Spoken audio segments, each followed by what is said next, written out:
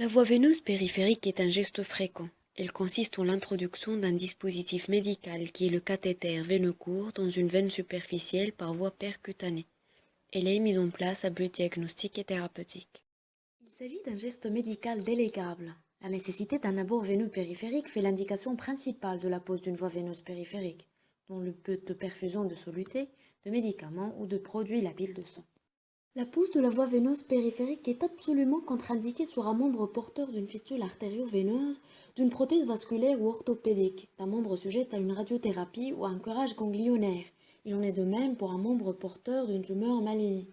L'indication est cependant discutable devant une lésion sointante ou un membre paralysé.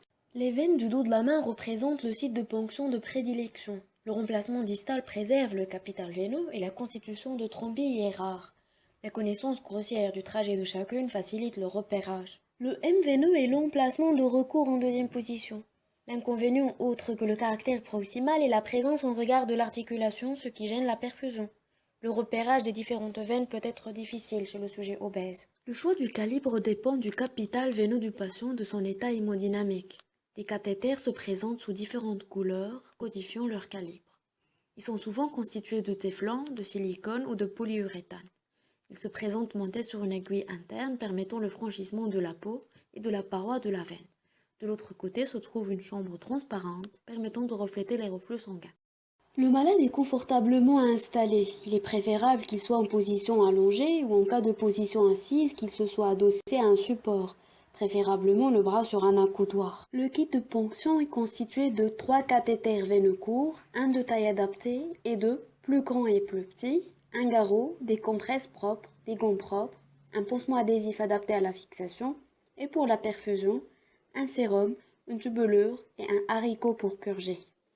Le kit de désinfection comporte une solution hydroalcoolique pour l'hygiène des mains, un conteneur pour les objets souillés, une alaise pour la protection des draps, la solution antiseptique et des compresses propres. La friction des mains à la solution hydroalcoolique se fait au début du geste et à la fin. Elle aide à limiter les infections liées aux soins. L'introduction du perforateur dans l'embout du sérum se fait en les gardant stériles. La tubulure est purgée dans un haricot en chassant les bulles d'air et le bout distal est accroché à la potence de façon à le garder stérile aussi. Après mise en place du garrot et asepsie rigoureuse, on procède au repérage de la veine. L'insertion du cathéter se fait à un angle de 30 degrés par rapport à la peau.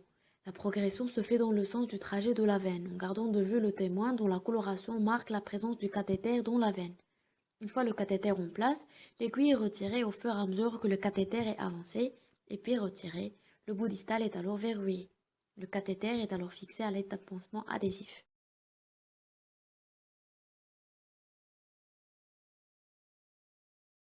Le débit est ensuite contrôlé dans la chambre compte-gouttes du perfuseur. Il est adapté à la situation du patient.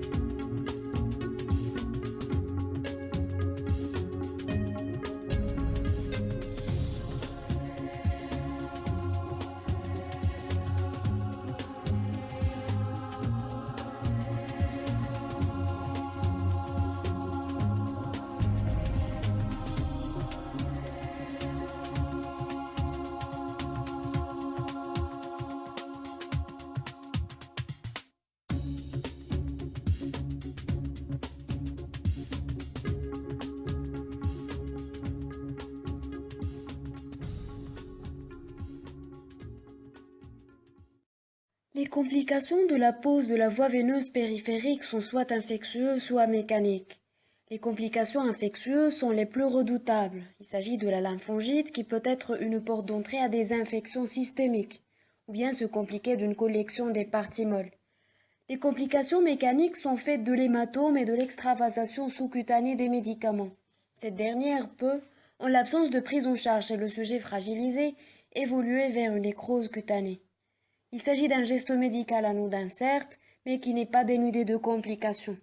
L'usage d'ustensiles propres à l'élimination des objets tranchants L'usage de conteneurs pour plonger les tubulures et de draps pour couvrir les lits sont des réflexes qui contribuent à la sécurité des soins ainsi qu'à la qualité de la technique, de la surveillance et de l'environnement du travail.